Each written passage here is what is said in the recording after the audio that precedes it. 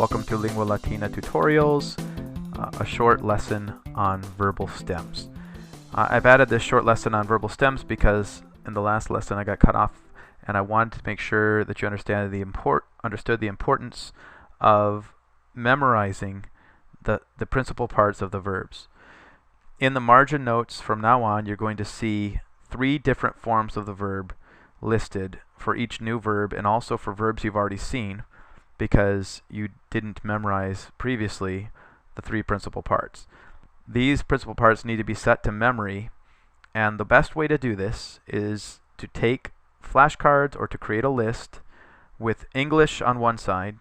So for example, for this verb, aperire, on one side you would put to open, either one side of the sheet or on one side of a note card, and on the other side you'd put all the principal parts of the verb. So for this one, for example, aperire, it is aperui, aperuisse, and apertum. Okay, what do these mean? Okay, aperire means to open. It is the infinitive. To this stem, you're going to add your present, future, and imperfect endings. Okay, for this next stem, aperuisse, this is called your perfect stem, or this is your this is the perfect infinitive, perfect active infinitive, meaning to have opened, actively, to have opened. And this is, if you take off isse, is the way you get your stem to create all of your perfect verbs.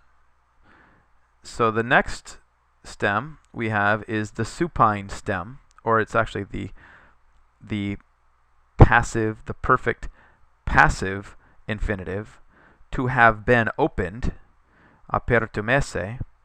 And the way you get the stem from this is by taking esse off of it, and you get apert, and to that you add your endings to create all of your perfect passive forms and the supine. So you need to memorize all of these forms to be able to conjugate your verbs. Notice how aperire turns to aperuisse. This U here needs to be memorized to know that it needs to be added. And then look how aperire turns to apertum esse. This T, unless you memorize the form, you won't know that there is a T here. Let's look at one more or 2 more, and then you can set up this chapter, the flashcards, or whatever you need to do to memorize these forms. So claudere,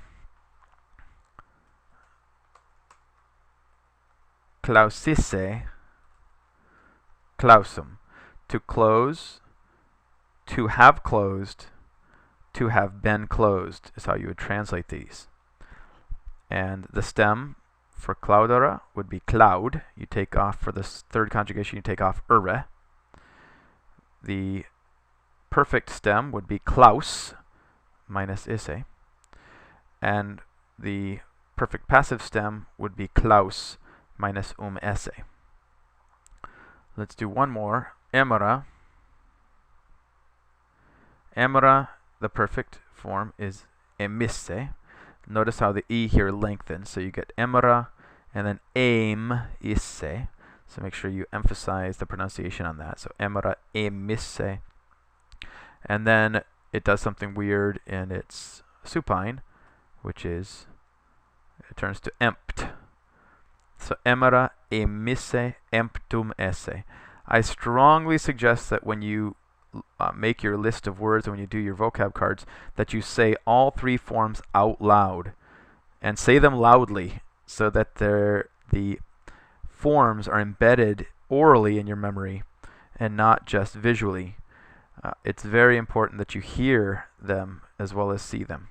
So say them out loud. Practice these exercises. At the end of every single chapter now, you're going to have an exercise where you have to put in the various forms, the various stems for these verbs that you've memorized. And you should do them again from memory, not by looking back at your list, because you have to be able to create these forms. Okay, so go ahead and go through the rest of this exercise, filling in all of these forms, and I'll see you in the next chapter.